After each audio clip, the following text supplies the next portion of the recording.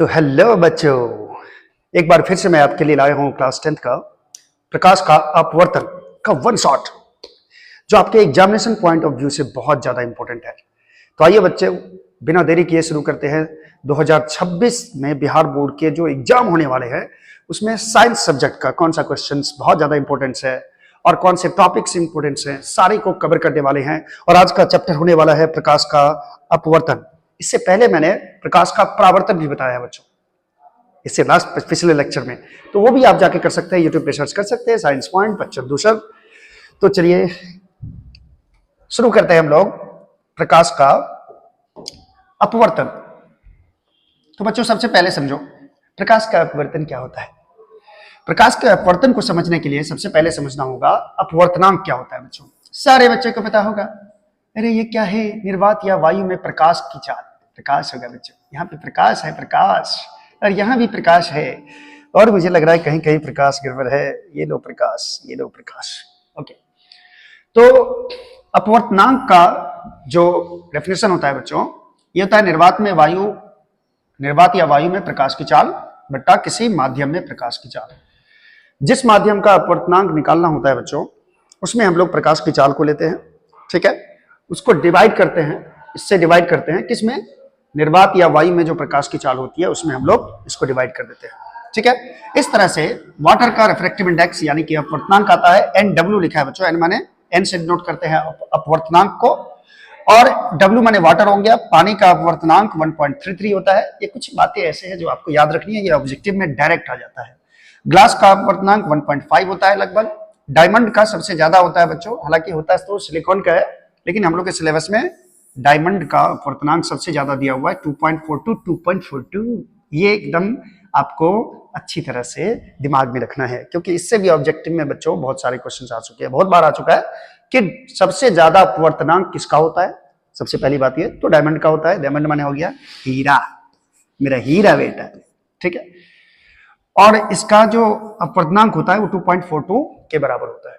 Air का जो अपवर्तनांक होता है वो 1 के बराबर होता है, ठीक है। ये सब चीज कुछ बातें हैं जो ध्यान में रखनी है। अच्छा, निरपेक्ष अपवर्तनांक क्या होता है। निरपेक्ष का मतलब होता है सापेक्ष। सापेक्ष मतलब एक के सापेक्ष में दूसरे का अपवर्तनांक कितना है। जैसे आपको पूछ दूं कि पानी का अपवर्तनांक जल के सापेक्ष बताओ, सॉरी जल नहीं सॉरी एक ही बात बोल दिया मैंने, ओहो।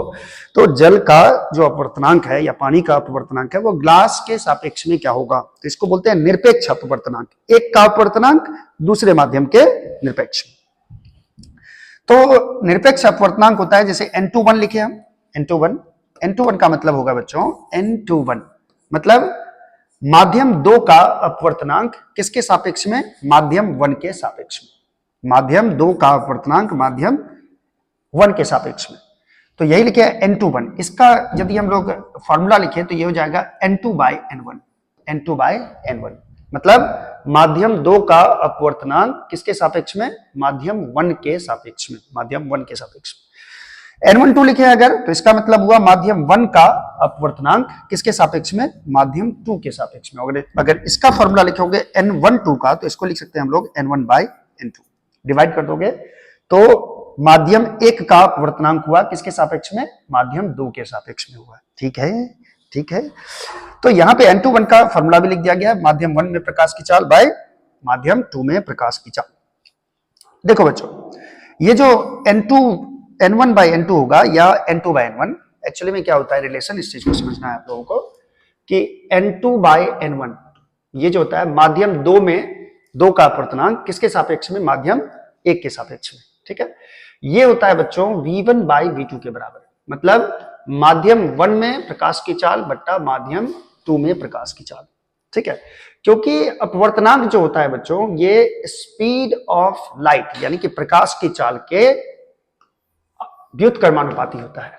कहने का मतलब जिस माध्यम में प्रकाश की चाल ज्यादा है, जिस माध्यम में प्रकाश की चाल ज्यादा है उस माध्यम का अपवर्तनांक कम होगा। क्या होगा, कम होगा। उल्टा रिलेशन है बच्चों। और जिस माध्यम में प्रकाश की चाल कम होगी उस माध्यम का अपवर्तनांक ज्यादा होगा, वो डेंस मीडियम होगा, ठीक है। चलो ये समझ गए आप लोग। ये फॉर्मूला भी आपको याद रखना है क्योंकि ये फॉर्मूला से भी कभी कभी क्वेश्चंस आ जाते हैं। ओके ओके, तो आगे बढ़े। आगे बढ़े, अगला पेज क्या कह रहा है बच्चों। प्रकाश के अपवर्तन को समझने के लिए इतना समझना हम लोगों को जरूरी था। अब प्रकाश का अपवर्तन क्या होता है बच्चों, साफ साफ लिखा हुआ है, ये पढ़ भी सकते हो या आप लोग जानते भी होंगे कि जब प्रकाश एक माध्यम से दूसरे माध्यम में प्रवेश करती है तो उसके दिशा में परिवर्तन होता है। इस घटना को कहा जाता है प्रकाश का अपवर्तन। और यही चीज लिखा भी हुआ है, जब प्रकाश की किरण एक माध्यम से दूसरे माध्यम में प्रवेश करती है तो इसके दिशा में परिवर्तन होता है। इस घटना को प्रकाश का अपवर्तन कहते हैं। जैसे देख लो, जैसे जैसे जैसे मान लो कि ये कोई मीडियम सेपरेटर है। मीडियम सेपरेटर का मतलब हो गया, ये इसको बोल सकते हो आप अपवर्तक सतह है। क्या है ये? अपवर्तक सतह। क्लियर है? अब इस अपवर्तक सतह का मतलब हुआ, ऊपर हो सकता है एयर हो यानी हवा हो, और नीचे हो सकता है पानी हो, है ना। जैसे ये, और ये पानी का सरफेस हो गया, मान लो ये पानी है, पानी आज उजला है, पानी पानी पानी, ठीक है। अब मानो पानी का सरफेस ये है, ऐसे लाइट आई, कैसे? ऐसे लाइट आई, ये प्यारा सा खूबसूरत सा लाइट इस अपवर्तक सतह पे आया। तो सबसे पहले हम लोग यहाँ डालते हैं नॉर्मल, जैसा परावर्तन में करते थे बच्चों, सबसे पहले डालेंगे नॉर्मल, ठीक है। उसके बाद जब दूसरे माध्यम में प्रकाश जाएगी तो इसको जाना चाहिए था सीधा, ऐसे जाना चाहिए था, लेकिन ये थोड़ा सा मुड़ जाएगा, लाइट इधर की तरफ मुड़ जाती है, अभिलंब की तरफ मुड़ जाती है। ये बाद में देखेंगे कि किधर से किधर मुड़ेगी लाइट। तो ये होता है बच्चों, इसको बोल सकते हो ये आपतित किरण है, ये आपतित किरण है। ये आप लोग पढ़े भी होंगे, अब 10th का एग्जाम होने वाला है तो पढ़े थे होंगे, एग्जामिनेशन पॉइंट ऑफ व्यू से ये बहुत ज्यादा इंपॉर्टेंट है, ठीक है। और इसको बोलते हैं हम लोग बच्चों अपवर्तित किरण, अपवर्तित किरण, ओके, क्लियर है। और इसको बोला जाता है बच्चों अभिलंब, जो कि सतह पर लंब होती है, इसको अभिलंब बोलते हैं। और वही मेरा ये जो बिंदु हो गया, ये वाला, ये आपतन बिंदु कहलाता है बच्चों। ओ को क्या बोलते हैं हम लोग? जहां पे प्रकाश की किरण, आपतित किरण पड़ती है, उस बिंदु को बोलते हैं आपतन बिंदु, क्लियर है। ये लाइट आपतित किरण और ये अपवर्तित किरण होती है। आपतित किरण और अभिलंब के बीच के कोण को कहा जाता है आपतन कोण, और अभिलंब और अपवर्तित किरण के बीच के कोण को कहा जाता है अपवर्तन कोण। और इसमें आपतन कोण और अपवर्तन कोण बराबर नहीं होता है बच्चों। आई का मतलब हो गया यहाँ पे आपतन कोण, आपतन कोण। अपवर्तन का नियम भी पढ़ेंगे बच्चों हम लोग, उसमें ये हो जाएगा। और इसको बोलते हैं अपवर्तन कोण, अपवर्तन कोण, ठीक है। ये दोनों बराबर नहीं होता है। तो मान लो कि इसका, इस माध्यम का, ये जो पहला माध्यम है इसका अपवर्तनांक हम लोग मान लेते हैं n1, और ये जो दूसरा माध्यम है इसका अपवर्तनांक मान लेते हैं n2। अब इसका दो नियम है बच्चों, अपवर्तन का दो नियम है। ये दो नियम क्या है, इस चीज को समझना जरूरी है। दो नियम, अपवर्तन के दो नियम हैं, ठीक है। पहला वही नियम है जो आप इसमें पढ़े हैं, परावर्तन के नियम में पढ़े हैं, याद होगा बच्चों अच्छी तरह से। आपतित किरण, अपवर्तित किरण और अभिलंब तीनों एक ही तल में होते हैं। क्या बोला मैंने? आपतित किरण, अपवर्तित किरण और अभिलंब, ये तीनों एक ही तल में होते हैं, ठीक है। ये तो आप जानते होंगे, ये मैं लिख देता हूं जरा, आपतित किरण, ये आगे लिखा हुआ है बच्चों, आगे इसी में लिखा हुआ मिल जाएगा आपको। आप सिर्फ समझो अभी कि आपतित किरण, अपवर्तित किरण और अभिलंब तीनों एक ही तल में होते हैं। और दूसरा जो रूल है बच्चों, दूसरा ये कहलाता है स्नेल का नियम, इसको बोलते हैं हम लोग स्नेल का नियम। दूसरा जो लॉ है उसको स्नेल का नियम कहा जाता है। स्नेल साहब क्या बोले थे, क्या बोले थे?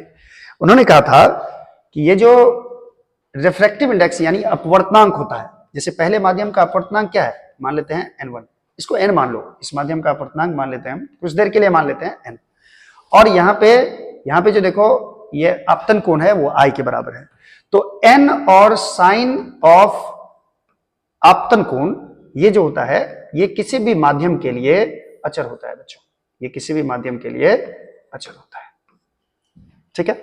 जैसे हम इसमें n इंटू साइन आई करें, यानी कि इसका अपवर्तनांक को इसके साइन आई से गुणा करें, यानी पहले माध्यम का अपवर्तनांक क्या है n1, और इसको साइन आई से मल्टीप्लाई करें, और दूसरे माध्यम के भी अपवर्तनांक को साइन ऑफ अपवर्तन कोण के बराबर करें, साइन ऑफ अपवर्तन कोण के बराबर करें। यानी ये कहा जाता है साइन आई को बच्चों हम लोग हिंदी में बोलते हैं कि आई की जया, आई की जया, आई की जया पर्दा है ये, आई की जया, ठीक है, इसको बोलते हैं हिंदी में साइन आई को। इसीलिए जो आपतन कोण की ज्या है, आपतन कोण की ज्या और अपवर्तनांक का जो गुणनफल होता है बच्चों, वो अचर होता है। ये किसी भी माध्यम में सेम होता है। तो म्यू n1 sin i बराबर n2 sin r हो जाएगा यहाँ पे, ठीक है। तो यहाँ पे हम लोग क्या लिखते हैं, sin i by sin r जो होता है, sin i by sin r, ये हो जाएगा बच्चों n2 बाई n1 के बराबर। और ये होता है एक स्थिरांक, एक स्थिरांक बोल सकते हो या एक अचर बोल सकते हो, ठीक है। इसीलिए हम लोग लिखते हैं sin i by sin r बराबर n2 को हम मान लेते हैं n, इसको हम मान लेते हैं n, और इसको मान लेते हैं एयर। अगर हवा मान लेंगे तो इसका अपवर्तनांक कितना हो जाएगा बच्चों, हवा का कितना होता है, 1 होता है। तो n2 के बदले n डाल दो, n1 के बदले 1 डाल दो, तो यहां आ जाता है एक अचर होता है n। sin i by sin r का मान किसके बराबर होता है, और यही आपके बुक में भी लिखा हुआ है कि sin i by sin r का मान जो होता है वो अचर होता है, ठीक है। ये दूसरा लॉ है बच्चों। इसको क्या बोलते हैं हम लोग, इसको बोलते हैं हम लोग स्नेल का नियम। क्या बोलते हैं इसको, स्नेल का नियम। क्लियर है ये। चलो नेक्स्ट देखते हैं बच्चों, नेक्स्ट आओ। अब समझो कि विरल माध्यम और सघन माध्यम क्या होता है।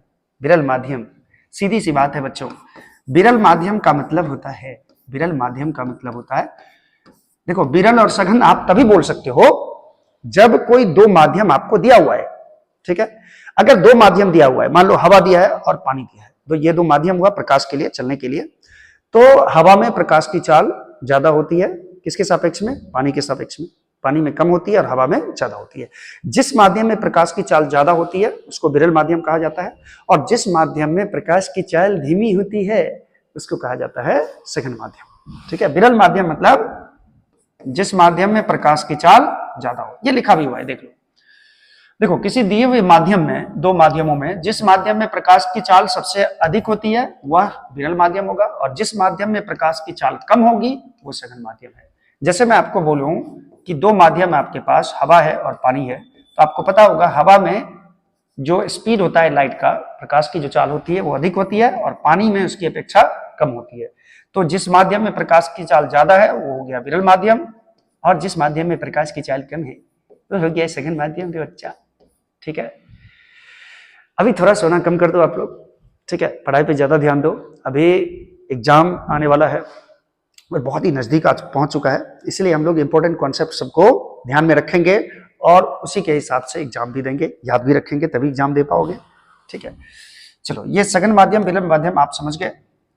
अब बच्चों आते हैं प्रकाश के अपवर्तन के दो नियम पे, जो कि मैंने आपको पहले ही एक्सप्लेन कर दिया, ठीक है।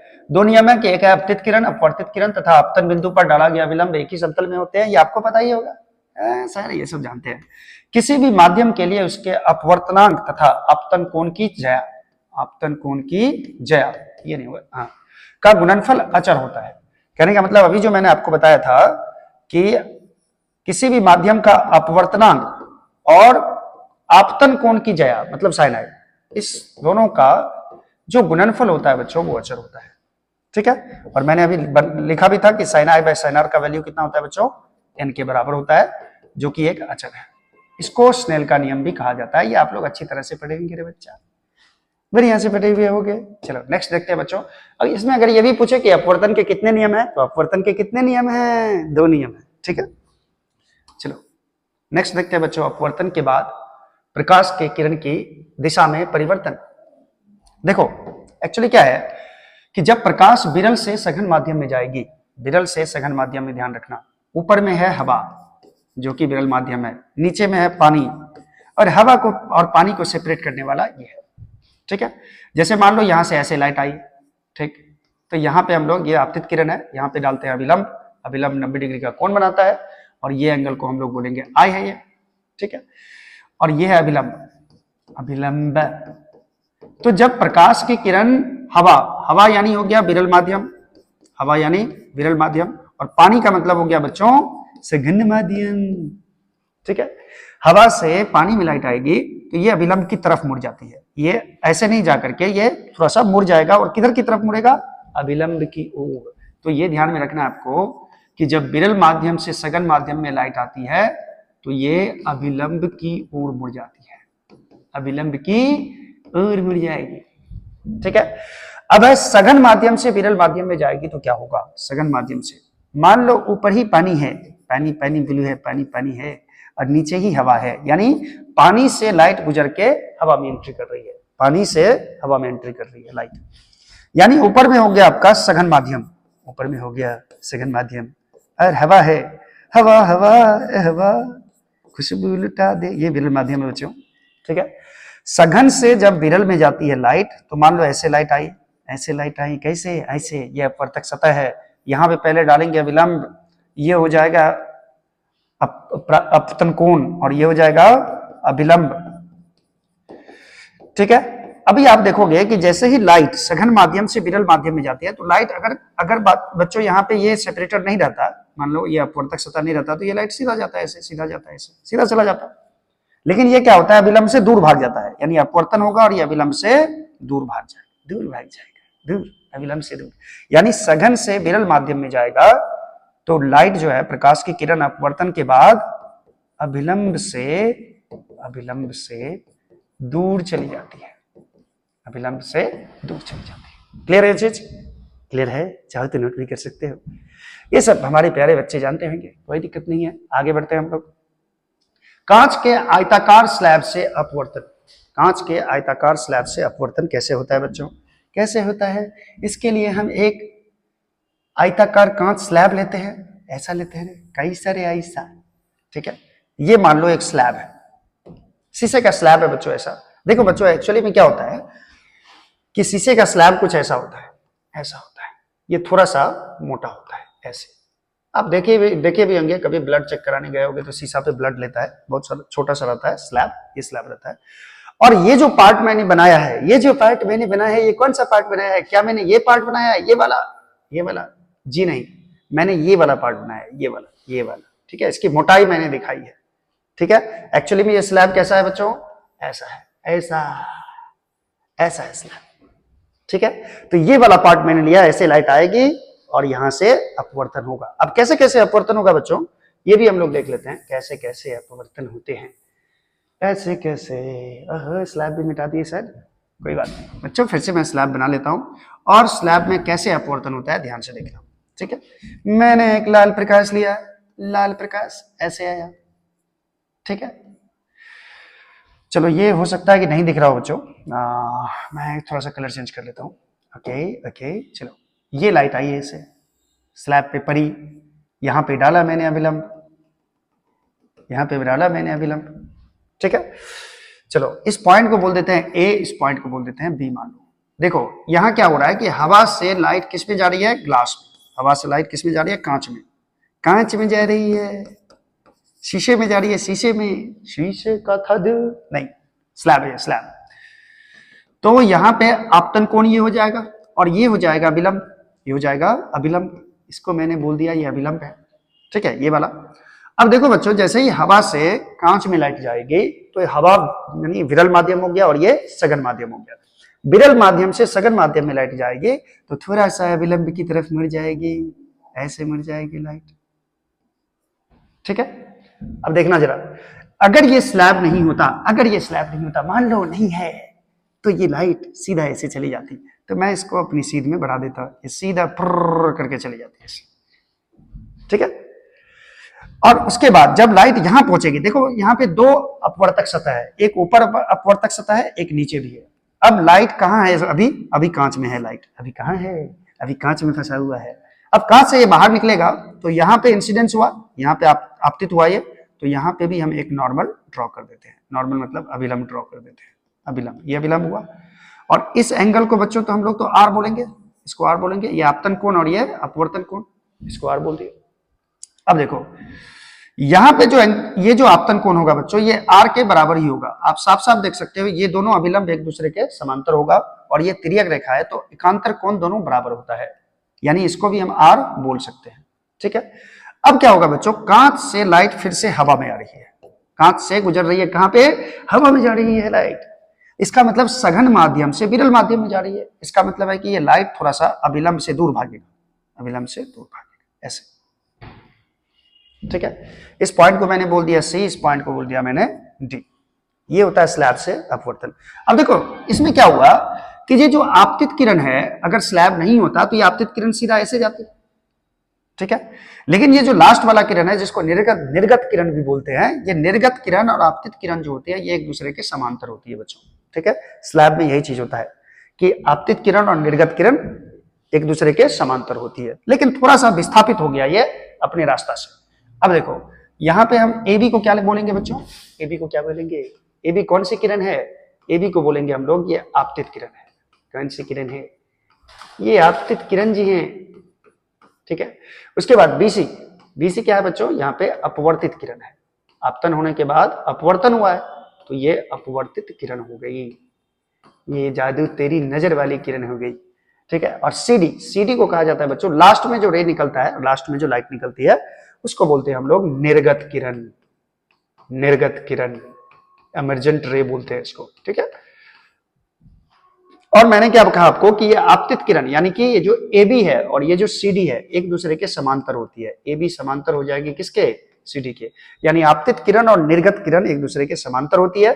और इस कोण को, यहाँ जो अपवर्तन कोण होगा इसको बोलते हैं हम लोग ई। अब देखो इसमें आई के बदले भी लिख सकते हैं, आई बराबर क्या है, आई का मतलब है यहाँ पे आपतन कोण, ये तो जानते ही हो, आई बराबर आपतन कोण। क्यों बार बार आप लिख रहे हैं सर, क्यों क्यों हम बच्चों की बेइज्जती कर रहे हैं। आर का मतलब अपवर्तन कोण, आर का मतलब अपवर्तन कोण।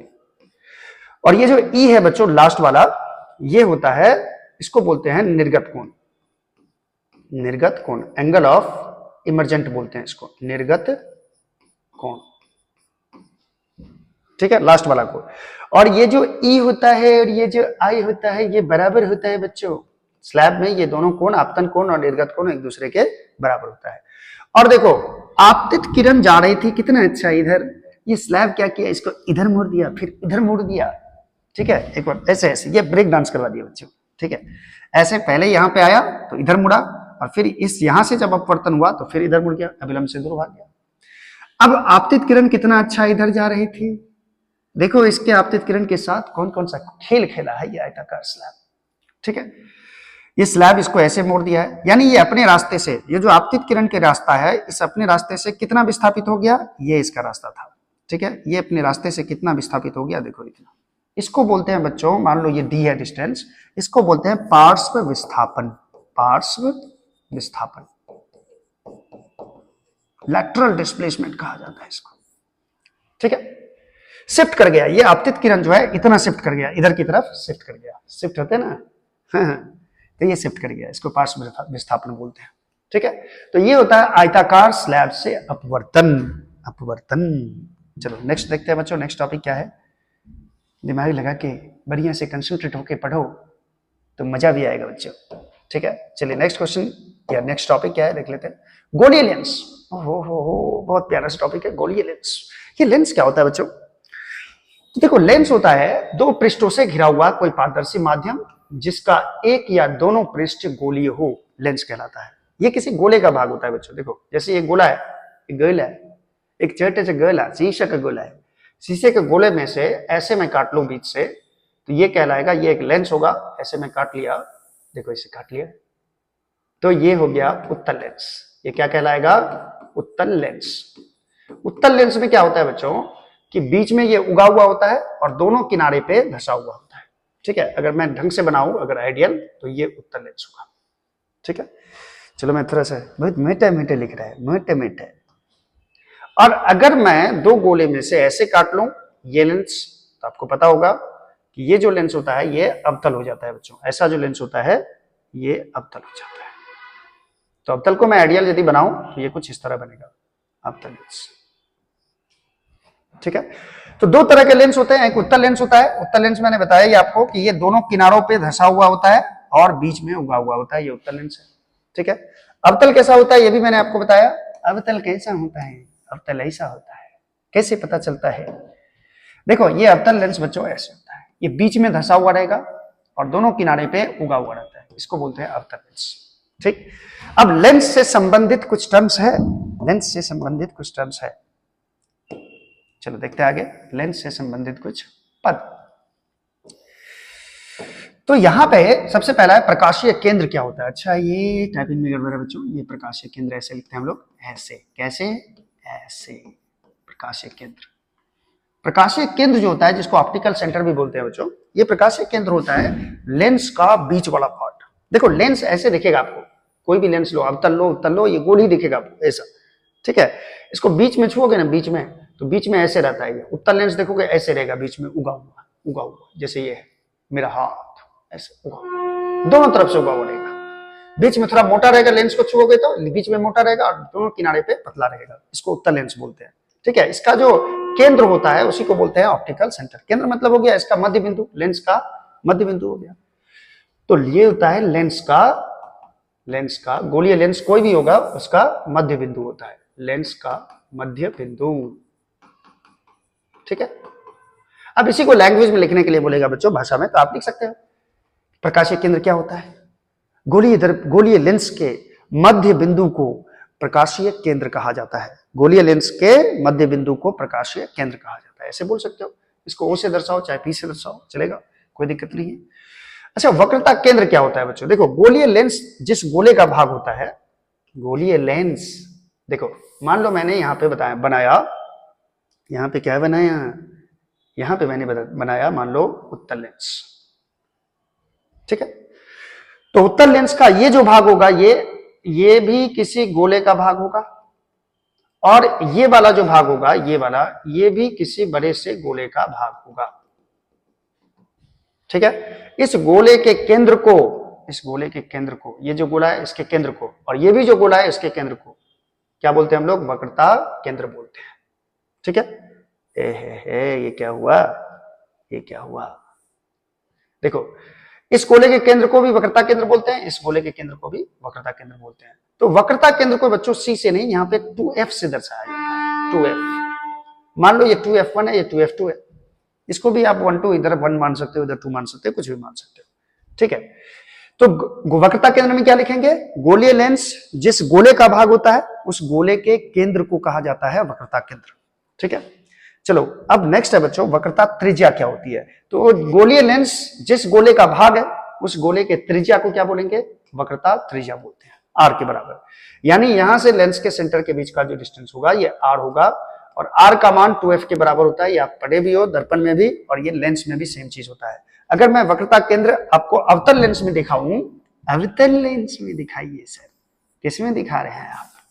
अवतल लेंस में दिखा रहा हूं बच्चों। ये मान लीजिए कोई अवतल लेंस है, तो ये वाला जो भाग होगा ये भी किसी गोले का भाग होगा। इस गोले के केंद्र को क्या बोलेंगे? वक्रता केंद्र, जिसको 2f से दर्शाते हैं। और ये वाला जो लेंस का भाग है, इसके भी गोले के, ये भी किसी गोले का भाग है, उसके भी केंद्र को बोलते हैं वक्रता केंद्र। यानी लेंस में 2 वक्रता केंद्र होता है बच्चों, ठीक है। तो 2 फोकस भी होगा, 2 होता है, 2 पेयर में, जोड़ा में होता है, ठीक है। वक्रता त्रिज्या किसको बोलेंगे? इसी गोले के त्रिज्या को क्या बोलेंगे? वक्रता त्रिज्या, r, जो किसके बराबर होगा? फोकस दूरी का दुगुना होता है। ये सब जानते हो आप लोग, कोई दिक्कत नहीं है। वक्रता त्रिज्या क्या होगा? गोलीय लेंस जिस गोले का भाग होता है उस गोले के त्रिज्या को वक्रता त्रिज्या कहा जाता है। चलिए अगला टॉपिक है बच्चों मुख्य अक्ष। मुख्य अक्ष क्या है? देखो दोनों वक्रता केंद्र को मिलाने वाला लाइन जो लेंस के मध्य बिंदु से भी जाता है, इस लाइन को बोलते हैं हम लोग मुख्य अक्ष। मुझे नहीं लगता कि इसमें ज्यादा समझाने की जरूरत है, आप लोग एग्जाम देने वाले हो तो इतना तो पता होना चाहिए। ये 1 शॉट है, 1 शॉट माने 1 शॉट में आप 1 चैप्टर खींच सकते हैं, ठीक है। चलो नेक्स्ट देखो बच्चों, नेक्स्ट क्या है? वक्रता त्रिज्या हो गया, मुख्य अक्ष हो गया। अब जरा देख ले द्वारक क्या होता है। देखो लेंस जो होता है ना, लेंस मैंने क्या कहा आपको? लेंस राउंड ही होता है, गोल ही होता है लेंस, ठीक है।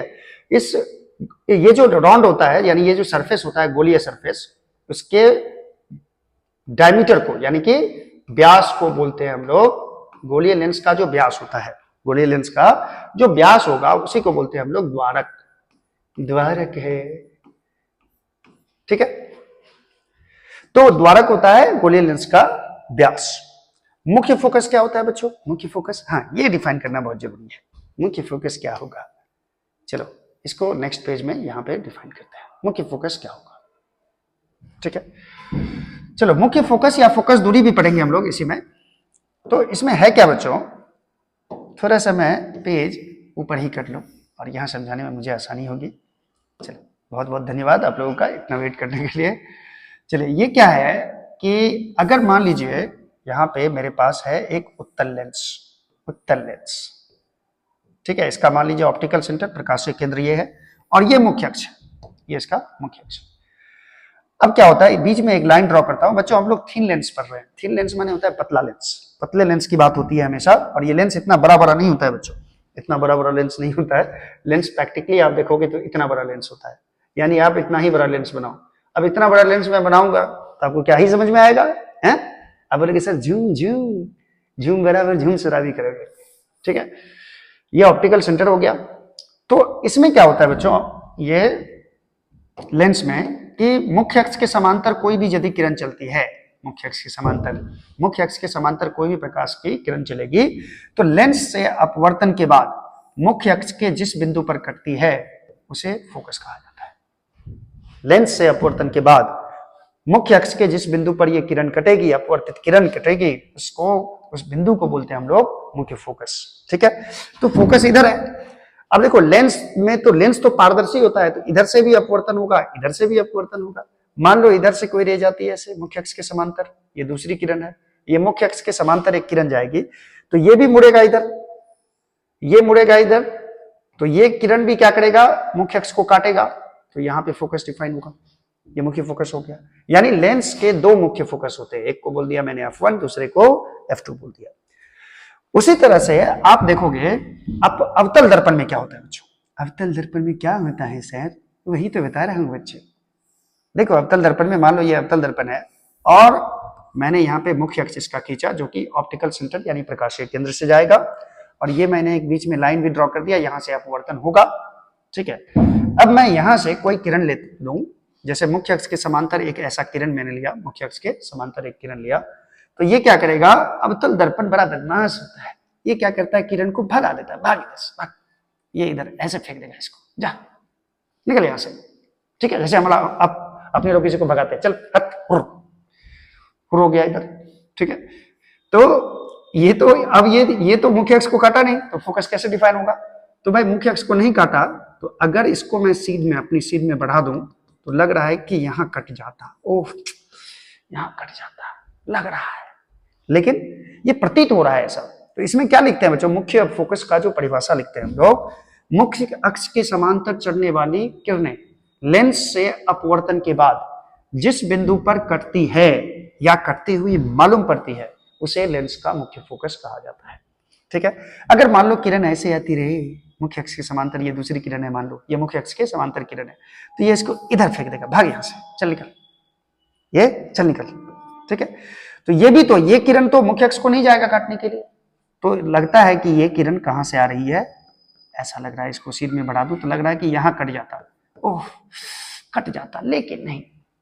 ये दो दो फोकस हो गया बच्चों, मान लो इसको F1 बोल दिया मैंने, F2 बोल दिया, तो उत्तल लेंस में भी दो फोकस होते हैं और अवतल लेंस में भी दो फोकस होते हैं। देखो एक चीज ध्यान में रखना, उत्तल लेंस जो होता है बच्चों, उत्तल लेंस, अगर आपने दर्पण पढ़ा होगा, दर्पण का लेक्चर किया होगा, तो उत्तल लेंस का जो बिहेवियर होता है, इसका जो बिहेवियर होता है ये सेम होता है अवतल दर्पण की तरह। जैसे जैसे अवतल दर्पण में प्रतिबिंब का निर्माण होता है, रे के साथ, किरण के साथ ये खेल खेलता है अवतल दर्पण, उसी तरह से उत्तल लेंस ये खेल खेलेगा प्रकाश की किरणों के साथ। और जो अवतल लेंस होता है बच्चों, ये अवतल लेंस ये किसकी तरह बिहेव करता है, किसकी तरह व्यवहार करेगा, अवतल लेंस ये बिहेव करेगा उत्तल दर्पण की तरह, लाइक अ उत्तल दर्पण, ठीक है। उत्तल दर्पण जो खेल खेलता है लाइट के साथ, वही खेल खेलेगा अवतल लेंस, ठीक है। इतना क्लियर है, इतना क्लियर है। अब फोकस दूरी क्या है बच्चों, फोकस दूरी, तो लेंस और फोकस के बीच की दूरी को फोकस दूरी कहा जाता है। लेंस और मुख्य फोकस के बीच की दूरी को फोकस दूरी, आप इधर भी ले सकते हो फोकस दूरी, ये भी हो सकता है। इसमें वही सेम चीज है कि लेंस और मुख्य फोकस के बीच की दूरी को, यानी ये जो दूरी होगी बच्चों, इसको कहा जाता है फोकस दूरी, इसको F से दर्शाया जाता है। क्लियर हुआ, क्लियर हुआ। चलिए आगे बढ़ते हैं हम लोग, आगे आगे क्या है, आगे बहुत खतरा है सर, मत जाइए। किरण आरेखों के उपयोग द्वारा लेंसों से प्रतिबिंब का बनना। चलिए ये टॉपिक देखिए जरा, ये टॉपिक देखिए, टॉपिक बड़ा अच्छा टॉपिक है। अब लेंस में जो प्रतिबिंब बनेगा बच्चों, उसको प्रतिबिंब को बनाने के लिए हम लोगों को कुछ किरण आरेख देखना होगा। क्या देखना होगा? क्या देख रहे हो? किरण आरेख देखो इधर। किरण आरेख कैसे होगा? पहला पॉइंट क्या है बच्चों? पहला पॉइंट है बच्चों, अभी अभी हम लोगों ने पढ़ा कि यदि कोई भी लेंस हो, उत्तल लेंस हो या अवतल लेंस हो, यदि कोई प्रकाश की किरण मुख्य अक्ष के समांतर है तो ये किधर से गुजरेगा? फोकस से गुजरेगा। किधर से गुजरेगा? फोकस से गुजरेगा। ठीक है, ऐसे भी कोई किरण आएगी तो ये फोकस से ही गुजरेगा। बात समझ में आई? ये उत्तल लेंस के लिए है। अवतल लेंस के लिए भी सेम सीन है बच्चों, कि अवतल लेंस में अगर मुख्य अक्ष के समांतर कोई किरण चलती है, मुख्य अक्ष के समांतर, तो ये किरण को तो इधर मोड़ देता है, ये इधर इसको भगा देता है, ये फैला देता है किरण को। अगर ऐसे आएगा ना, ऐसे, तब भी ये इसे फैला देगा, जा भाग निकल, ये भगा देता है, देखो डाइवर्ज कर देता है। ठीक है, तो ये किरण किधर से आता हुआ मालूम पड़ रहा है? ये फोकस से आता हुआ। ये भी किरण किधर से आता हुआ मालूम पड़ रहा है? ये फोकस से आता हुआ मालूम पड़ रहा है। क्लियर है? यानी मुख्य अक्ष के समांतर जो किरण होगी, या तो वो फोकस से गुजरेगी या फोकस से आती हुई मालूम पड़ेगी। चलो नेक्स्ट, दूसरा पॉइंट क्या है बच्चों? इसका उल्टा कर दो। दूसरा पॉइंट इसका उल्टा कर दो। अगर कोई किरण है जो फोकस से ही गुजर जाए, फोकस से ही गुजर जाए, ये किरण फोकस से गुजर गई, मान लो ये फोकस है, ये फोकस है, मान लो ये एफ है, तो ये मुख्य अक्ष के अपवर्तन के बाद मुख्य अक्ष के समांतर हो जाएगी। मुख्य अक्ष के समांतर। क्लियर है ये चीज? देखो, मुख्य अक्ष के समांतर आया तो फोकस से गुजरा, अगर फोकस से जाता तो मुख्य अक्ष के समांतर हो जाता। बस सिंपल है। सेम चीज इसमें भी होगा बच्चों, सेम चीज इसमें भी होगा सर। आई चलिए ये देखिए जरा, अगर मैं बोलूं ये फोकस है, दो फोकस होता है ना इसका, F1 होता है और ये F2 होता है। ठीक है, तो मुख्य फोकस से जाने वाली किरण को हम आप बोल सकते हैं कि मान लीजिए ये किरण है ऐसा जो ऐसा लग रहा था कि ये मुख्य फोकस से जाता, मुख्य फोकस। ठीक है, तो ये मुख्य अक्ष के समांतर हो जाएगी। ये मान लो फोकस है F2, ऐसा लग रहा था कि ये फोकस से गुजरने वाला है। ठीक है, तो इसको किरण क्या कर देगा? ये इधर की तरफ भाग जाएगा बच्चों, ये मुख्य अक्ष के समांतर हो जाएगा। क्लियर है ये चीज? क्लियर है? क्लियर।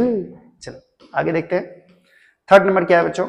थर्ड नंबर पॉइंट मुझे ही लिखना होगा, कोई दिक्कत नहीं है, मैं बताता हूं थर्ड नंबर पॉइंट क्या है। तीसरा नंबर पॉइंट, इसको हटा के मैं यहां लिख देता हूं। तीसरा नंबर पॉइंट क्या है?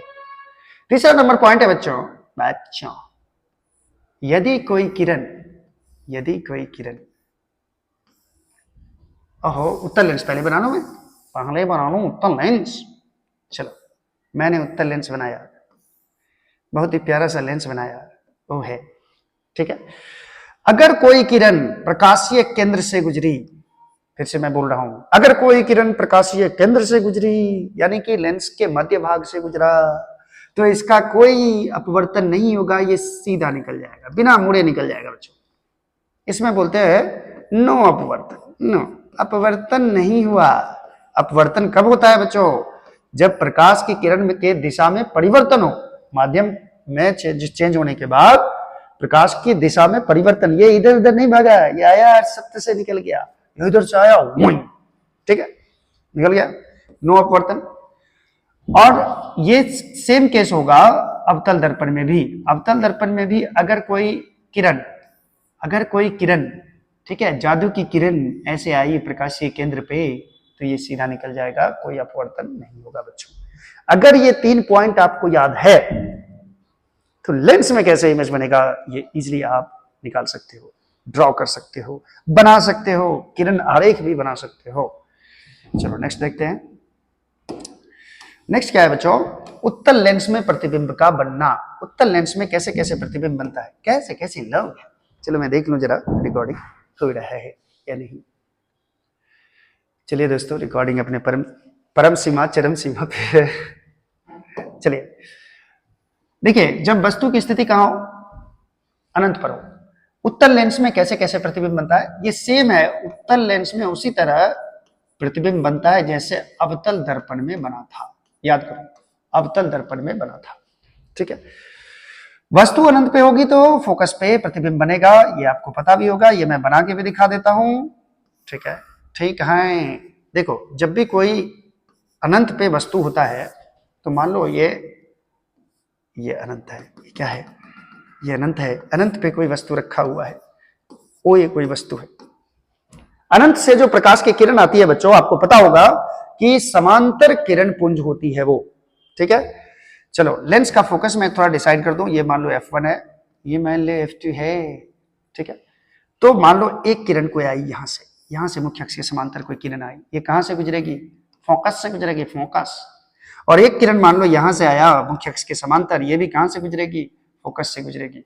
और प्रतिबिंब बनाने के लिए बच्चों कम से कम 2 अपवर्तित किरण का होना जरूरी है। जैसे दर्पण में क्या था, 2 परावर्तित किरण जहां कटता था या जहां कटती हुई मालूम पड़ती थी, 2 परावर्तित किरण, वहां पे बनता था प्रतिबिंब, ठीक है। रियल में कट गया तो वास्तविक, लग रहा है कि कट जाएगा आगे जाके तो काल्पनिक, ठीक है। तो यहां देखो एक अपवर्तित किरण आपके पास ये है और दूसरा अपवर्तित किरण ये है आपके पास। ये दूसरा कर दूं मैं, ऐसे 2 रे लगा देता हूं ताकि पता चले दूसरा। ये दोनों कहां आके कटा, फोकस पे। इसका मतलब इस वस्तु का, अनंत पर के वस्तु का प्रतिबिंब कहां बना बच्चों, फोकस पे बनता है। याद करो ये अवतल दर्पण में भी होता था, अनंत का प्रतिबिंब फोकस पे ही बनता है। ये फोकस पे बनेगा, अत्यधिक छोटा बनेगा, बहुत ही छोटा प्रतिबिंब बनेगा बच्चों, बिंदु साइज का बनेगा, लेकिन वास्तविक होगा और उल्टा होगा, वास्तविक और उल्टा होगा। ये प्रतिबिंब वास्तविक होगा, उल्टा होगा, बहुत छोटा होगा, बहुत छोटा। ये तो ऑब्जेक्टिव में बच्चों डायरेक्टली आ जाता है कि अनंत पे वस्तु रहेगा तो प्रतिबिंब कहां पे बनेगा। चलिए आगे देखते हैं। आगे देखने के लिए आपको एक पेज आगे जाना होगा। 2f1 से परे है, परे है, बेचारा परे है, परे माने वो नहीं पड़ा हुआ है, एकदम एग्जाम के टाइम में भी एकदम मस्ती आ रहा है मोबाइल देख देख के, ऐसा काम मत करना है। मोबाइल भी देख रहे हो अगर तो कोई ढंग की चीज देखो, जैसे कोई क्लास देखो। 2f1 से परे, 2f1 से के बाद रहेगा वस्तु, ठीक है। 2f1 से पहले कहने का मतलब, अगर लेंस के लिए देखोगे तो बाद में ही हुआ, ठीक है। अच्छा मैंने एक चीज नहीं बताया आपको बच्चों कि ये तो मैं, अच्छा वो उत्तल लेंस की बात कर रहे हैं हम लोग, चलो इसी में हो जाएगा। 2f1 से परे रहेगा तो कहां प्रतिबिंब बनेगा, देख लेते हैं। ये सब रिवाइज करके जाओ ताकि आपका एक भी ऑब्जेक्टिव नहीं छूटे। ये सब रिवीजन बहुत ज्यादा जरूरी है और मैं आपको रिवाइज ही करवा रहा हूं बच्चों, ठीक है। इंपॉर्टेंट टॉपिक्स हैं ये सब। मान लो ये है f1 जी, पहले फोकस जी हैं। ये क्या है सर, ये f2 जी है, 2f जी है, 2f जिसको वक्रता केंद्र बोलते हैं। ये फोकस हुआ, ये वक्रता केंद्र हुआ। वस्तु कहां पे है बच्चों, वस्तु है 2f से परे, 2f1 से परे है। यहां पे मैंने वस्तु रख दिया और इसका प्रतिबिंब मुझे चाहिए। इधर भी मैं फोकस बना देता हूं। मान लो ये जितना दूरी ये रहेगा उतना दूरी ये भी रहना चाहिए। ये फोकस हो गया f2, इधर भी वक्रता केंद्र होता है 2f2, ये भी हो गया। तो पहली किरण जो आएगी, पहली किरण है मेरी ये, ओहो तुम लोगों की भी कोई किरण है, मत दो बच्चों ध्यान कोई किरण पे। देखो इधर यहां से कोई किरण है आ रही है, इस किरण पे ध्यान दो, मुख्य अक्ष के समांतर है। मुख्य अक्ष के समांतर वाली जो किरण होती है वो किधर से गुजरती है, फोकस से गुजरती है सर, फोकस। एक किरण और लेना पड़ेगा बच्चों, 2 अपवर्तित किरण कम से कम चाहिए हम लोगों को। तो मैं एक सीधा सेंटर से ले लेता हूं, ऐसे सेंटर से। और आपको अभी अभी मैंने बताया था कि जो सेंटर से पास करता है प्रकाशीय केंद्र से, वो सीधा बिना मुड़े निकल जाता है। दूसरा रे यहां आया, पहला रे यहां आया, यहां कटा, इसका मतलब प्रतिबिंब यहां बनेगा बच्चों, प्रतिबिंब। दोनों अपवर्तित किरण जहां जाके कटेगी वहां जाके क्या बनेगा, प्रतिबिंब बनेगा। ये प्रतिबिंब आपको साफ साफ दिख रहा है, f2 और 2f2 के बीच बना है, यानी फोकस और वक्रता केंद्र के बीच बना है। आप ये भी बोल सकते हो कि फोकस तथा वक्रता केंद्र के बीच बना है, वक्रता केंद्र के बीच बना है। क्लियर है ये चीज। उसके बाद आप साफ साफ देख सकते हो वस्तु से छोटा प्रतिबिंब बना है और उल्टा भी बना है। वस्तु ऐसा है, प्रतिबिंब ऐसा है, ठीक है, पलटी मार दी है प्रतिबिंब, ये छोटा बना है और वास्तविक भी बना है तथा उल्टा भी बना है। ये चीज ध्यान में रखना। देखो उत्तल लेंस भी अवतल दर्पण की तरह ही एक ही बार जिंदगी में वो एक ही बार बना पाता है आभासी प्रतिबिंब, एक ही बार काल्पनिक प्रतिबिंब बना पाएगा, ठीक है। चलिए इसको आप नोट भी कर सकते हैं या फिर स्क्रीनशॉट ले सकते हैं, और मैं इसका नोट्स भी बच्चों इंस्टाग्राम पे डाल दूंगा या टेलीग्राम पे भी डाल दूंगा। चलो 2f1 पे रहेगा तो कहां बनेगा, 2f1 पे रहेगा तो कहां बनेगा। ये हुआ बच्चों की वक्रता केंद्र पर रहेगा वस्तु तो कहां बनेगा। आप याद करो अवतल दर्पण में कि वस्तु अगर वक्रता केंद्र पे होता था, अवतल दर्पण याद करो, सेम है उत्तल लेंस की तरह ये बिहेव करता है, मतलब बिहेव नहीं, ये लेंस और दर्पण अलग अलग होते हैं, लेकिन प्रतिबिंब बनने की जो स्थिति और प्रकृति होती है वो अवतल दर्पण की ही तरह होती है। किसका? उत्तल लेंस का। तो याद करो इसमें सी है, ये तो सी पे वस्तु को रखते थे, सी पे, तो सी पे ही प्रतिबिंब बनता था, उतना ही बड़ा प्रतिबिंब बनता था बच्चों। उसी तरह उत्तल लेंस में भी 2f1 पर रखोगे तो लेंस में दूसरी ओर जाकर के 2f पे ही प्रतिबिंब बनेगा। ठीक है, ये मान लो f1 है और ये मान लो 2f1 है, और ये वस्तु की स्थिति है। ये कैसी स्थिति बना रखी है इस वस्तु ने 2f1 पर बैठ के लेंस के सामने। चलो ये f2 है, ठीक है सर, आइए 2f2 है। तो बच्चों मैंने 2f2 को नहीं दर्शाया क्योंकि मुझे पता है कि ये प्रतिबिंब 2f2 पे बनने वाला है। चलो इसमें ये मुख्य अक्ष के समांतर एक किरण गया तो ये फोकस से जाके गुजर गया, और दूसरी किरण आप ले लो कहां से? प्रकाशीय केंद्र से, यहां से ले लो दूसरी किरण। तो प्रकाशीय केंद्र से लाइट सीधा हर पर निकल जाती है। ऐसा लगता है कि ये लेंस को भाव नहीं दे रहा है, चल भाई हट मैं निकल रहा हूं, ये निकल गया। दोनों किरण जहां जाके कटेगा बच्चों, यहां पे बनेगा इसका प्रतिबिंब। ठीक है, ये 2f2। देखिए एक्चुअली में ये दोनों एक समान होता है बच्चों, समान साइज का बनता है।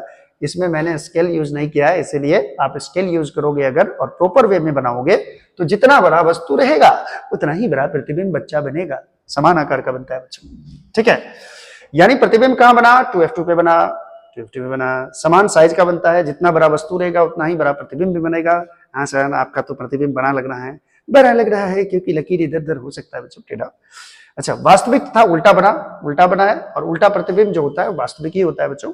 ठीक है, चलो अब नेक्स्ट देखते हैं। नेक्स्ट क्या है? नेक्स्ट है f1 और 2f1 के बीच होगा। देखो बच्चों, कितने बच्चों को कंफ्यूजन रहता है कि वस्तु को कैसे कैसे रख रहे हैं, जहां मन होता है वह वस्तु रख देते हैं सर, ये बहुत चिंता का विषय है। ठीक है, देखो बच्चों एक्चुअली में ये फोकस है, f1 मान लेते हैं, ये वक्रता केंद्र है जिसको 2f1 बोलते हो, और वक्रता केंद्र के बाद वाला जो पॉइंट होता है बहुत दूर, वो अनंत होता है। तो पहले वस्तु को मैंने अनंत पे रखा, पहला कंडीशन, उसके बाद अनंत और 2f1 के बीच में रखा, दूसरा कंडीशन, उसके बाद 2f पे रखा, तीसरा कंडीशन, उसके बाद रखने जा रहा हूं 2f1 और f1 के बीच, या f1 तथा लिख दो यहां पे, तथास्तु f1 और 2f1 के बीच में वस्तु को रखेगा, ये चौथा कंडीशन होगा। अब हम लोग रखेंगे फोकस पे वस्तु को, ये पांचवा कंडीशन होगा, और f1 और o के बीच में रखेंगे, ये छठा कंडीशन होगा। याद करो अवतल दर्पण में ये 6 कंडीशन पढ़े हुए थे कि नहीं? 6 कंडीशन पढ़े हुए थे कि नहीं? याद करो वो जमाना, थोड़ा समय देख लो बच्चों, रिकॉर्डिंग सही पे एकदम है। तो मैं ये कहने जा रहा था कि जिस तरह से उत्तल लेंस में कंडीशन होता है, सेम अवतल दर्पण वाला कंडीशन आता है।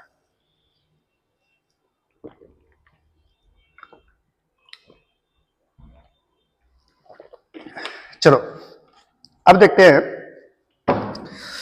कि f1 तथा 2f1 के बीच रहेगा तो प्रतिबिंब कैसा बनेगा।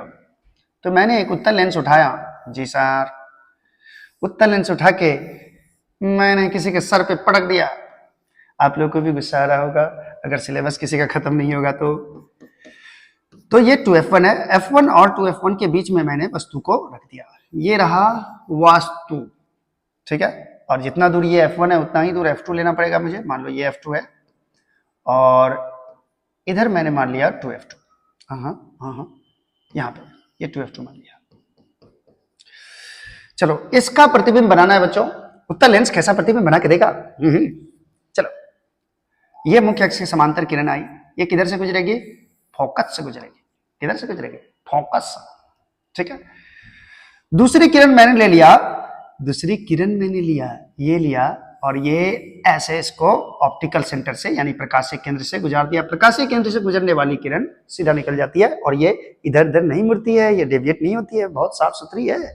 ठीक है, चलो प्रतिबिंब कहां बना? यहां दोनों कटेगा, जहां अपवर्तित किरण, यहां पे प्रतिबिंब बनेगा, और प्रतिबिंब इस बार आपको साफ साफ दिख रहा होगा, बड़ा प्रतिबिंब बना है और 2f2 से परे बना है, 2f2 से परे, 2f2 के बाद बना है कहने का मतलब।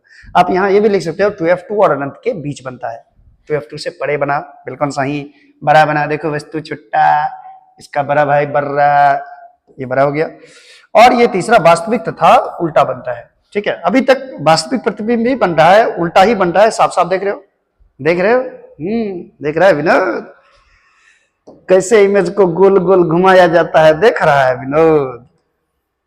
चलो फोकस F1 पे वस्तु को रखो, वस्तु को अब रख रहे हैं फोकस पे।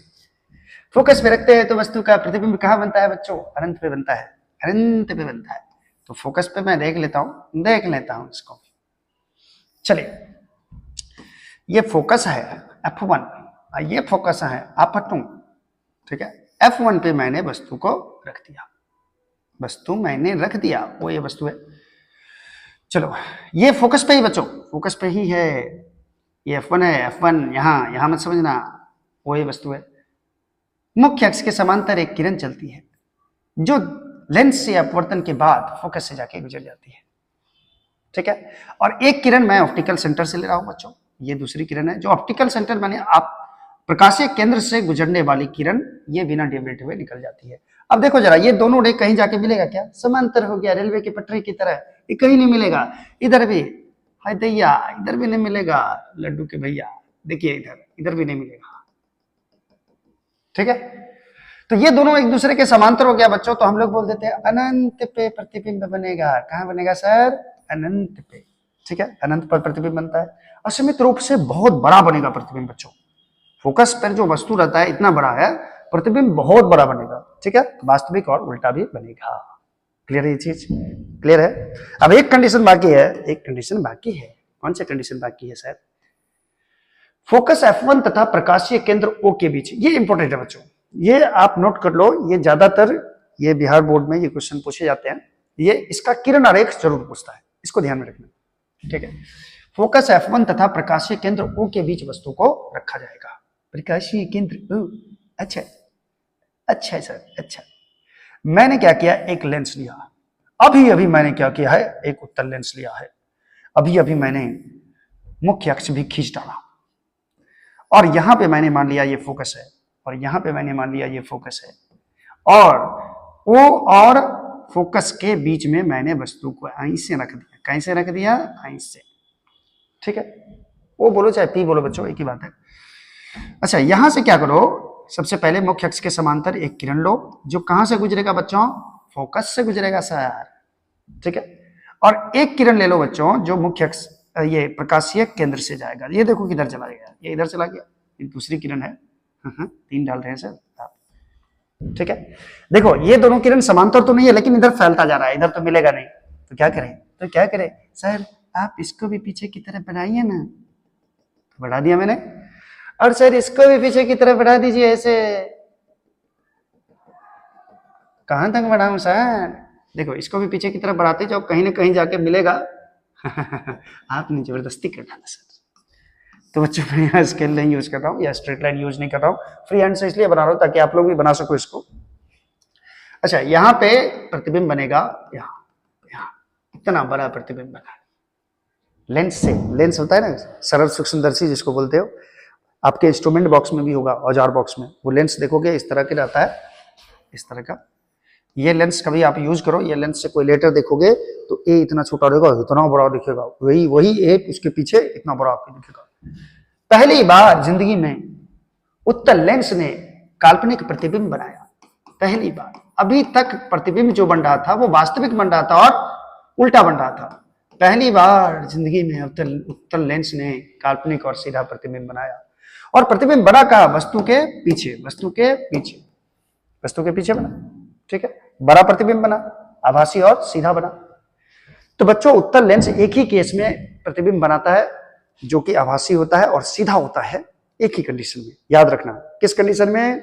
जब वस्तु लेंस और फोकस के बीच में, लेंस और फोकस के बीच में। उससे पहले उधर कहीं भी रहेगा वास्तविक तथा उल्टा प्रतिबिंब बनेगा, ठीक है। क्लियर है चीज? क्लियर है? क्लियर। चलो नेक्स्ट देखो। अब इससे निष्कर्ष क्या निकला? निष्कर्ष क्या निकला इससे? निष्कर्ष ये निकला बच्चों कि उत्तल लेंस हमेशा नहीं, उत्तल लेंस वास्तविक भी प्रतिबिंब बना सकता है, वास्तविक और उल्टा, और आभासी प्रतिबिंब यानी कि काल्पनिक और सीधा प्रतिबिंब भी बना सकता है। दोनों ही प्रकार के प्रतिबिंब का निर्माण कर सकता है। कौन? उत्तल लेंस। ध्यान देना, अगर आपसे पूछे कि ऑब्जेक्टिव में उत्तल लेंस कौन सा प्रतिबिंब बना सकता है, तो आंसर है क्या है? आंसर है वास्तविक भी, काल्पनिक भी, उल्टा भी, सीधा भी, ठीक है। उत्तल लेंस वस्तु से छोटा या बड़ा दोनों प्रतिबिंब बना सकता है। अभी अभी हम लोगों ने देखा, कभी छोटा प्रतिबिंब बना रहा था, कभी बड़ा प्रतिबिंब बना रहा था, कभी समान साइज का प्रतिबिंब बना रहा था। समान साइज का भी बना सकता है, ये भी नोट कर लो, समान साइज का भी बना सकता है। ठीक है, यह एक ही स्थिति में आभासी तथा सीधा प्रतिबिंब बनाता है जब वस्तु लेंस और उसके मुख्य फोकस के बीच स्थित हो। अभी अभी यही देखे थे ना लास्ट कंडीशन, कि लेंस के प्रकाशीय केंद्र तथा फोकस के बीच में जो वस्तु रहेगा तो इसी का आभासी या सीधा प्रतिबिंब बनेगा। अब गोली लेंस के लिए चिन्ह परिपाटी देख लेते हैं बच्चों। चिन्ह परिपाटी क्या है सर? देखो, गोलीय लेंस के लिए चिन्ह परिपाटी क्या है कि अगर कोई भी गोलीय लेंस लो, कोई भी गोलीय लेंस लो, ये मैंने ले लिया सर, ये रहा मेरा उत्तल लेंस। ठीक है, ये प्रकाशीय केंद्र P बोलो, वो बोलो, एक ही बात है।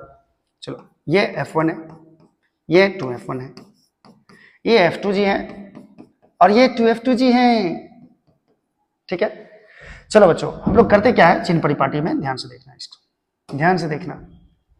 ये जो एक्सिस है, ये वाला मुख्य अक्ष जो है, इस मुख्य अक्ष को मैं मान लेता हूं एक्स एक्सिस, ये हो गया एक्स एक्सिस, और इसको मान लेता हूं मैं वाई एक्सिस, वाई एक्सिस। अभी के लिए इतना याद रखो, हालांकि कॉन्सेप्ट दूसरा है प्लस और माइनस मानने के लिए।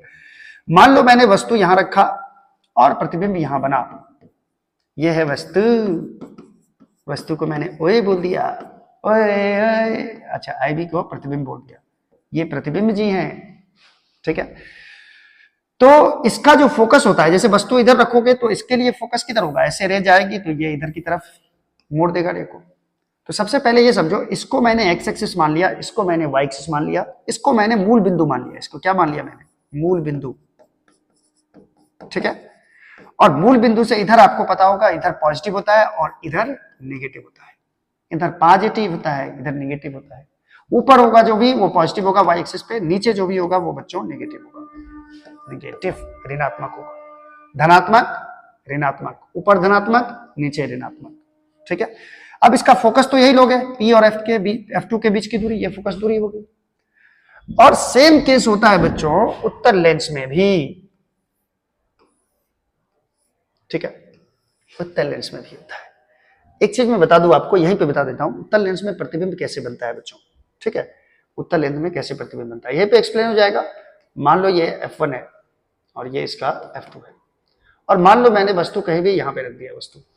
ठीक है, तो वस्तु ये कैसा प्रतिबिंब बनाता है देखना जरा। अगर लेंस से ऐसे रे जाएगी, ठीक है, तो ये रे को ऐसे कर देता है, ये इसको छितरा देता है पूरा, भाग यहां से फैला देता है रे को। तो पहली जो किरण आ रही है, ये जो पहली अपवर्तित किरण है, ये कहां से आती हुई मालूम पड़ेगी? फोकस से, यहां से फोकस। ठीक है, दूसरा किरण मैं ले लेता हूं, दूसरा किरण यहां से एक और किरण है जो ऑप्टिकल सेंटर से जा रहा है, प्रकाशीय केंद्र से ऐसे जा रहा है। और आपको पता होगा कि प्रकाशीय केंद्र से जाने वाली किरण कभी लौट के वापस नहीं आती है, सीधी चली जाती है। ठीक है, अब दोनों अपवर्तित किरण यहां मिलता हुआ प्रतीत हो रहा है, इसीलिए यहां बन जाएगा प्रतिबिंब। देखो, एक अपवर्तित किरण ये, एक अपवर्तित किरण ये दोनों अपवर्तित किरण, इधर तो मिलेगा नहीं, तो इस दोनों को पीछे बढ़ा दो, जहां मिलेगा वहां प्रतिबिंब बनेगा। अवतल लेंस क्या करता है, ध्यान से देखना। अवतल लेंस में जो प्रतिबिंब बनता है बच्चों, ये हमेशा काल्पनिक प्रतिबिंब बनाता है, हमेशा काल्पनिक प्रतिबिंब बनाता है। काल्पनिक, और काल्पनिक रहेगा तो सीधा बनाएगा, और सीधा बनाएगा और छोटा प्रतिबिंब बनाएगा हमेशा। ठीक है, काल्पनिक, सीधा और छोटा, ध्यान से रखना, ध्यान रखना इसको। अवतल लेंस जैसे उत्तल दर्पण बनाता था, जैसे उत्तल दर्पण बनाता था प्रतिबिंब, सेम उसी तरह से इसमें भी फोकस पे वस्तु को रखोगे, एफ पर वस्तु को रखोगे, तो प्रतिबिंब बनेगा अनंत पे, प्रतिबिंब बनेगा अनंत पे। एक मिनट, अनंत पे यदि वस्तु रहेगा, अनंत पर वस्तु रहेगा, तो इसका प्रतिबिंब बनेगा फोकस पे, प्रतिबिंब फोकस पे बनेगा। क्लियर है चीज? अब देखो, इस लेंस का जिधर वस्तु है उधर ही फोकस है, फोकस तो यही मानेंगे ना हम लोग, क्योंकि इधर रह गया, इधर तो काटा नहीं मुख्य अक्ष को, मुख्य अक्ष को पीछे की तरफ काटा, तो ये इसका फोकस हो जाता है। अब बताओ मुझे जरा, इसमें भी अगर मैं इसको मान लू एक्स एक्सिस और ऊपर की तरफ मान लू वाई एक्सिस और इसको मान लू मूल बिंदु, तो इधर जो भी होगा ये प्लस में होगा, इधर जो भी होगा ये माइनस में होगा, ऊपर जो भी होगा प्लस में होगा, नीचे जो भी होगा माइनस में होगा। यही है चिन्ह परिपाटी। अब मैं यहाँ पे एक चीज लिख दूं आप लोगों के लिए, बहुत ही प्यारा सा चीज मैं लिखने जा रहा हूं बच्चों, ठीक है। इधर मैं लिख रहा हूं उत्तल लेंस जी हैं ये, और इधर मैं लिख रहा हूं अवतल लेंस। अब यहां क्या होगा बच्चों, ऐसे मैं घेरा बना देता हूं उत्तल लेंस अवतल लेंस का, ये आप लोग भी बना सकते हो। इसको मैं मान लेता हूं U, यहां मैं मान लेता हूं V, और यहां मैं मान लेता हूं F, और मुझे नहीं लगता कि इसकी जरूरत है, तो मैं इस बॉक्स को शहीद कर देता हूं, ठीक है। ये F नहीं, F यहां लिखो, ठीक है। तो उत्तल लेंस के लिए फोकस कैसा होता है बच्चों, प्लस में होता है। फोकस इसका इधर होता है, इधर, तो इधर क्या होगा, प्लस होगा। और अवतल लेंस का फोकस दूरी निगेटिव होता है, ध्यान में रखना। उत्तल लेंस का फोकस दूरी इधर होता है, इधर, यहां है फोकस, ऐसे रे आया, इधर से गया, ये फोकस है, ये फोकस पॉजिटिव होता है, धनात्मक। अवतल लेंस का ऋणात्मक। देखो अवतल लेंस का फोकस इधर है, इधर, यहां, तो इधर दूरी क्या होगा, निगेटिव होगा। यू हमेशा बच्चों दोनों के लिए निगेटिव लेना, उत्तल के लिए भी और अवतल के लिए भी, चल जाएगा काम आपका इससे। V का मान उत्तल लेंस के लिए प्लस भी हो सकता है, माइनस भी हो सकता है। V का मान उत्तल लेंस के लिए प्लस भी हो सकता है, माइनस भी हो सकता है, लेकिन अवतल के लिए हमेशा प्रतिबिंब इधर ही बनेगा। प्रतिबिंब की दूरी जो होगी ये हमेशा निगेटिव होगी इसके लिए। क्लियर है ये चीज, क्लियर है, क्लियर। चलो चिन्ह परिपाटी में एक चीज और देख ले, हाँ अच्छा, वो आवर्धन में भी हम लोग कर सकते हैं। ये है चिन्ह परिपाटी बच्चों, ठीक है। कैसे F का मान प्लस होता है, माइनस होता है, तो ध्यान में रखना उत्तल लेंस के लिए, उत्तल है ये उत्तल लेंस के लिए फोकस दूरी होता है पॉजिटिव, और अवतल लेंस का जो फोकस दूरी होगा वो होता है निगेटिव। इस चीज को आपको ध्यान में रखना है, ठीक है। माइक प्रॉपर वे में काम कर रहा है, बिल्कुल। चलिए ये हो गया चिन्ह परिपाटी, चिन्ह परिपाठी, पाठी नहीं पाठी, ठीक है। पाठी पाठी मत करना, खस्सी छागर पाठी। देखो लेंस फॉर्मूला है बच्चों, पहले सोचो दर्पण सूत्र क्या था, 1/v plus 1/u is equal to 1/f, ये था। लेकिन लेंस सूत्र होता है बच्चों 1/v minus 1/u is equal to 1/f, ये होता है, माइनस हो जाता है बीच में बच्चों, बस, और कोई बात नहीं है इसमें। इसको बोला जाता है लेंस सूत्र, और ये लेंस सूत्र बच्चों दोनों लेंस के लिए लागू होता है, चाहे वो उत्तल हो या उत्तल लेंस हो या अवतल लेंस हो, दोनों लेंस के लिए लागू होगा। कभी कभी ये भी ऑब्जेक्टिव में आ जाता है कि लेंस सूत्र जो होता है वो किस लेंस के लिए लागू होता है, तो बच्चों दोनों लेंस के लिए लागू होता है। क्लियर है ये चीज। चलो आगे बढ़ते हैं, थोड़ा आ जाते हैं गोली लेंस का आवर्धन। बच्चों आवर्धन का डेफिनेशन वही है कि प्रतिबिंब की ऊंचाई बट्टा वस्तु की ऊंचाई, जो आप दर्पण में भी पढ़ चुके हैं। और मेरे हिसाब से मैं तो ये कहूंगा कि ये चैप्टर पढ़ने से पहले आप, मैंने जो गोलीय दर्पण पढ़ाया है उसको जरूर जाके देखें, तब ये चैप्टर आसान लगेगा आपको, क्योंकि मैं इसको थोड़ा सा शॉर्ट में ही बताते जा रहा हूं। ये कुछ नहीं है ये बच्चों, ये HI है और ये HO है, ये HI है, ये हटाओ, HI है, ये HO है, और m का मान होता है v/u के बराबर। प्रतिबिंब की ऊंचाई बट्टा वस्तु की ऊंचाई, या m का मान आप लिख लो v/u के बराबर होता है, ठीक है। मैग्निफिकेशन को या आवर्धन का मतलब हम बताए हुए आपको कि प्रतिबिंब जो बना है वो वस्तु से कितना गुना बड़ा प्रतिबिंब बना है या छोटा बना है। मान लो ये 2 सेंटीमीटर का है और प्रतिबिंब बन गया 10 सेंटीमीटर का, तो कितना गुना, वस्तु से कितना गुना ज्यादा बड़ा प्रतिबिंब है, कितने गुना, 5 गुना, तो आवर्धन का मान हो गया 5 के बराबर। चलिए अब एक चीज आपको ध्यान में रखना होगा कि अगर आवर्धन का वैल्यू बच्चों पॉजिटिव आ रहा है, पॉजिटिव, तो मैंने बताया था दर्पण में भी कि m का मतलब पॉजिटिव होने का मतलब है कि प्रतिबिंब जो है वो काल्पनिक है। प्रतिबिंब कैसा है, काल्पनिक, ये चीज ध्यान में रखना आप। अगर m का मान प्लस में आया, अगर m का मान प्लस में आया तो प्रतिबिंब काल्पनिक है, अगर m का मान नेगेटिव आया तो प्रतिबिंब हो जाएगा वास्तविक, ठीक है। इससे यह अंदाजा लग जाता है कि कौन प्रतिबिंब वास्तविक होगा, कौन प्रतिबिंब काल्पनिक होगा, वो m का मान निकाल के पता कर सकते हो, बिल्कुल बिल्कुल कर सकते हैं। चलिए नेक्स्ट है बच्चों, उत्तल लेंस को अभिसारी लेंस क्यों कहा जाता है। उत्तल लेंस को हम लोग अभिसारी लेंस क्यों बोलेंगे। देखो बच्चों, उत्तल लेंस बहुत ही शर्मनाक हरकत करता है। इसको अच्छा हरकत बोल सकते हो। ये क्या करता है बच्चों? ये उत्तल लेंस क्या करता है? क्या करता है सर? उत्तल लेंस मुख्य अक्ष के समांतर चलने वाली सभी किरण को ये बहुत ही बेरहमी से मरोड़ के फोकस से गुजार देता है। ये मान लो इसका फोकस है बच्चों, ठीक है।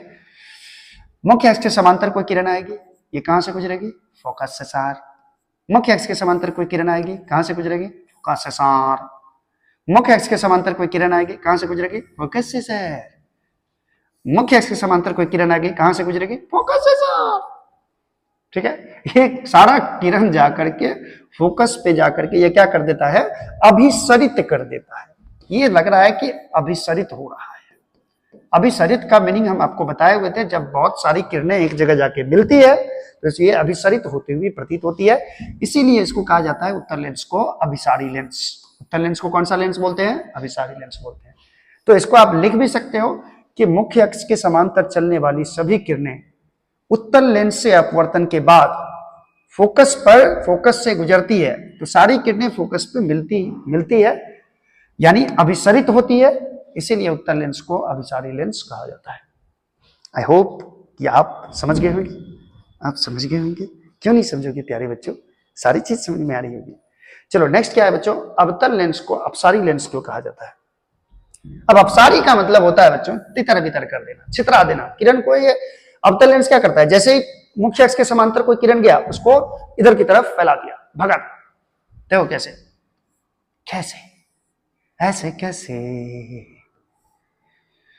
ये है मेरा छोटा सा प्यारा सा अवतल लेंस, और मान लो ये इसका फोकस है। इसका फोकस इधर होता है बच्चों, लेफ्ट साइड। अवतल लेंस का उधर होता है। कैसे होता है ये देख लो, देख लो। ये मुख्य अक्ष के समांतर कोई किरण है, ये किससे आता हुआ मालूम पड़ेगा? फोकस से। ये इधर की तरफ भगा देगा इसको। देखो डाइवर्ज कर दिया, डाइवर्ज, अपसरित कर दिया। क्या बोलते हैं इसको? बोलते हैं ये अपसरित कर दिया, ठीक है। अगर ऐसे कोई किरण आएगा तब भी ये मुख्य अक्ष के समांतर कोई किरण है, तो ये भी फोकस से आता हुआ ही मालूम पड़ेगा आपको, इसको इधर भेज देगा। अभी कोई किरण ऐसे आया मुख्य अक्ष के समांतर, ठीक है, तो ये भी किरण कहां से आता हुआ मालूम पड़ेगा? अपवर्तित किरण फोकस से। ये इधर की तरफ चला जाएगा। अगर मान लीजिए ऐसे कोई किरण आया मुख्य अक्ष के समांतर, ये अलग किरण है, ये भी कहां से आता हुआ मालूम पड़ेगा? फोकस से आता हुआ मालूम पड़ेगा, तो ये इधर की तरफ भगा दिया। अब देखो ये क्या कर रहा है? अवतल लेंस को देख लो क्या कर रहा है, क्यों कर रहा है? जैसे किरण आया ये उधर की तरफ छितरा के भगा दिया, भाग इधर से। ये अपसरित कर दिया, इसको बोलते हैं अपसरित करना। तो अपसरित कर देता है, यानी कि यह किरण को फैला देता है, इसीलिए बोलते हैं अवतल लेंस को अपसारी लेंस। अवतल लेंस को इसीलिए कहा जाता है अपसारी लेंस, अपसारी, ठीक है। चलो नेक्स्ट क्या है? नेक्स्ट है लेंस की क्षमता क्या होती है बच्चों। बहुत ही प्यारा टॉपिक है, इससे क्वेश्चन भी आता है, अति लघु में भी आता है, लघु उत्तरीय प्रश्न में भी ये आता है, ठीक है। लेंस की क्षमता क्या होती है? देखो लेंस की क्षमता का मतलब क्या है? लेंस की क्षमता का मतलब, लेंस की क्षमता है, लेंस का पावर निकाल रहे हैं सर आप। हाँ वही पावर। ये ऑप्टिकल सेंटर है। मान लो ये एक लेंस है, इसका फोकल लेंथ है, फोकस दूरी है f1। कितना है? f1। मान लो मुख्य अक्ष के समांतर कोई किरण आई, ठीक है, तो ये किरण को मान लो मोड़ दिया, तो ये फोकस हो जाएगा, फोकस से गुजरेगा। मुख्य अक्ष के समांतर कोई किरण जाती है तो ये फोकस से गुजरती है, इसके फोकस को बोल देते हैं f1। ये फोकस दूरी है, ठीक है। और कोई ये लेंस कितना मोड़ दिया किरण को? देखो ये आपतित किरण ऐसे जा रही थी, बेचारी ऐसे जा रही थी सीधा। लेंस अगर नहीं रहता, ये लेंस नहीं रहता, तो ये किरण बच्चों किधर जाता? ये सीधा जाता। ये देखो लेंस क्या किया, इसको इतना मोड़ दिया, इतना ये मोड़ दिया, इतना एंगल से इसको मोड़ दिया, ठीक है। अब मैं दूसरा लेंस लेता हूं, अब मैं दूसरा लेंस लेने की कोशिश कर रहा हूं। ये लेंस है, ठीक है। ये लेंस और बेरहम दिल बना, किसके लिए? आपतित किरण के लिए बना। इसने क्या किया, इस आपतित किरण को जो सीधा जा रहा था उसको ऐसे मोड़ दिया, यानी इस किरण, ये किरण ऐसे जा रही थी, इसको इतना एंगल से मोड़ दिया, इतना एंगल से मोड़ दिया। देखो कितना मोड़ दिया ये। तो जो जितना मोड़ देगा जो लेंस, मान लो इसका फोकस तो यहां पे आ जाएगा इसका, क्योंकि मुख्य अक्ष के समांतर किरण फोकस से गुजरेगी। अब देखो फोकस दूरी कितना कम हो गया, फोकस दूरी कम हो गया इसका। मान लो इसका फोकस दूरी है यहां से लेकर यहां तक की जो लंबाई है, इसके फोकस दूरी को हम मान लेते हैं f2। बताओ किसका फोकस दूरी ज्यादा है? कौन ज्यादा मोड़ पाया है? देखो इसका फोकस दूरी ज्यादा है, यानी ये कम मोड़ पाया है किरण को इसकी अपेक्षा। और ये देखो ये लेंस क्या किया है, इस किरण को इतना मोड़ दिया है, इतना ऐसे जा रहा था, इतना मोड़ दिया है। तो लेंस किसी आपतित किरण को, मुख्य अक्ष के समांतर कोई किरण आएगी, उसको लेंस कितना मोड़ सकता है वो इसका पावर है। जो लेंस जितना मोड़ देगा किरण को उसका पावर उतना ही होगा, ठीक है।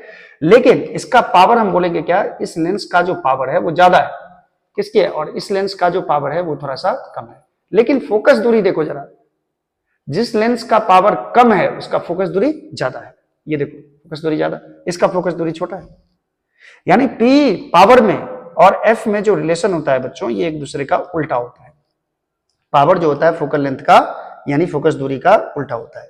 फोकस दूरी बढ़ाओगे तो पावर कम हो जाएगा, ठीक है, उल्टा होता है। तो किसी लेंस द्वारा प्रकाश किरणों को अभिसरण या अपसरण करने की मात्रा को लेंस की क्षमता बोलते हैं। ये कितना अभिसरित कर सकता है या अपसरित कर सकता है, कितना कोण से, जितना ज्यादा कर देगा उतना ज्यादा पावर होगा। पावर का फॉर्मूला है बच्चों 1/f के बराबर, और f का मात्रक होता है मीटर। 1/मीटर को क्या बोलते हैं, डायोप्टर, डायोप्टर बोलते हैं। उत्तल लेंस के लिए याद रखना, उत्तल लेंस के लिए फोकस दूरी पॉजिटिव होता है तो पावर भी क्या होगा, पॉजिटिव होगा, यानी धनात्मक होगा। और अवतल लेंस के लिए पावर नेगेटिव होता है, यानी कि ऋणात्मक होता है।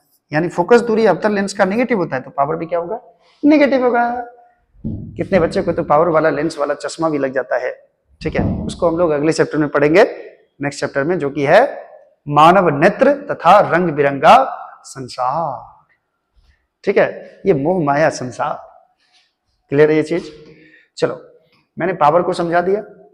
कुछ क्वेश्चंस हैं बच्चों, उसको भी कर लेते हैं। इसके बाद भी हम क्वेश्चन करवाएंगे आपको बच्चों, ऑब्जेक्टिव का एक नया सेशन लेके आएंगे जिसमें आपको बताएंगे कि इंपॉर्टेंट ऑब्जेक्टिव्स कितने हैं, कितना ही आपको पढ़ के जाना है। पूरे साइंस का ऑब्जेक्टिव मैं डाल दूंगा, बहुत ज्यादा इंपॉर्टेंट, जो एग्जामिनेशन में पूछा जाएगा इस बार 2026 में। ये सब भी क्वेश्चन बहुत ज्यादा इंपॉर्टेंट है बच्चों, ठीक है। मैंने कुछ ही क्वेश्चन लिया है। किसी बिंब का वास्तविक प्रतिबिंब समान आकार का प्राप्त करने हेतु बिंब को उत्तल लेंस के सामने कहां रखा जाता है। ध्यान से पढ़ो क्वेश्चन। किसी बिंब का वास्तविक प्रतिबिंब समान आकार का बनाना है, ठीक है, तो किस लेंस में बनाना है, उत्तल लेंस में बनाना है। तो उत्तल लेंस के सामने कहां वस्तु को रखा जाएगा, तो उत्तल लेंस के सामने बच्चों आपको पता होगा कि उत्तल लेंस में अगर मैं वक्रता केंद्र पर वस्तु को रखूं, वक्रता केंद्र पर, तो इधर जो प्रतिबिंब बनेगा बच्चों लेंस में, ये वक्रता केंद्र पे ही जाके बनेगा और समान आकार का बनेगा और वास्तविक में बनेगा। इसलिए इसका आंसर हो जाएगा वक्रता केंद्र पर, यानी कि ऑप्शन नंबर बी हो जाएगा। वो एक उत्तल लेंस होता है। अगला क्वेश्चन दूसरा नंबर, एक उत्तल लेंस होता है। उत्तल लेंस क्या होता है बच्चों, सभी जगह समान मोटाई का, नहीं ये गलत है। सभी जगह ऐसा होता है क्या उत्तल लेंस, नहीं, सब जगह मोटाई समान।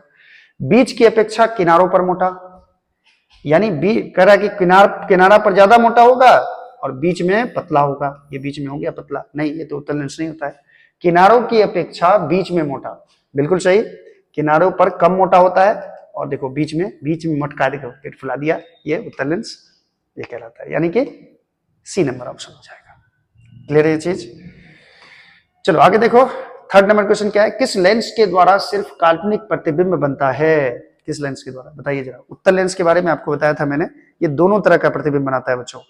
कौन कौन, काल्पनिक भी और वास्तविक भी।